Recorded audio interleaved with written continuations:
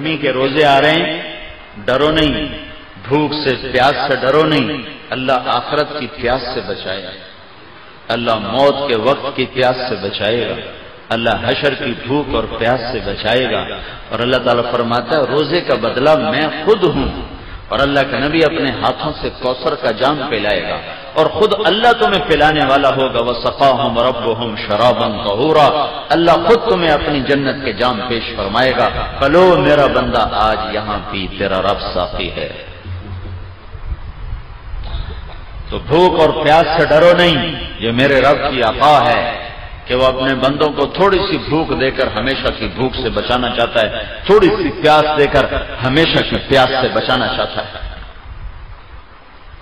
اور اپنے دل کو بغض اور کینے سے پاک رکھو کہ کینے اور بغض سے بھرا ہوا دل رمضان میں بھی نہیں اللہ کی رحمت کے سائے میں آتا۔ لڑے ہوئے صلح کرو، روٹھے ہوئے مان جاؤ، ورنہ رمضان کی برکتوں سے محروم ہو جاؤ گے۔ چھوٹے پن جاؤ، نیچے جھک جاؤ، نیچے پڑ جاؤ، تاکہ اللہ پاک پچھلے سال کے سارے گناہوں پر قلم پھیر۔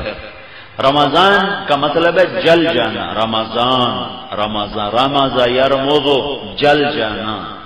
تو رمضان کے مہینے کا نام رمضان کیوں رکھا گیا ہے کہ اس میں اللہ تعالیٰ پچھلے سال کے سارے گناہوں کو جلا کے ختم کر دیتا ہے، اس لیے روزے کے مہینے کا نام رمضان رکھا گیا ہے۔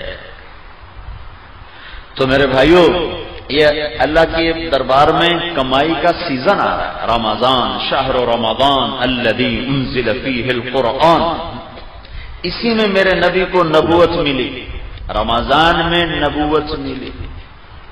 تو بھائیوں، یہ رمضان تھوڑا گرمی کا ہے، اگلے سال اور گرم ہوگا، اس سے اگلے سال اور گرم ہوگا۔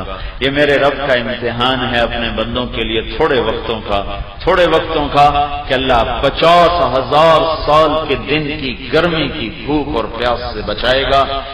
کان مقدارہ 50,000 سنہ، جس کی لمبائی 50,000 سال کے برابر ہے، اللہ اس سے ہماری حفاظت فرمائے گا۔ اور باب الریان، جنت کے 8 دروازے ہیں، ایک دروازے کا نام ہے ریان، وہ روزہ رکھنے والوں کے لیے ہے، روزے داروں کو اس سے جنت میں اللہ تعالیٰ داخل فرمائے۔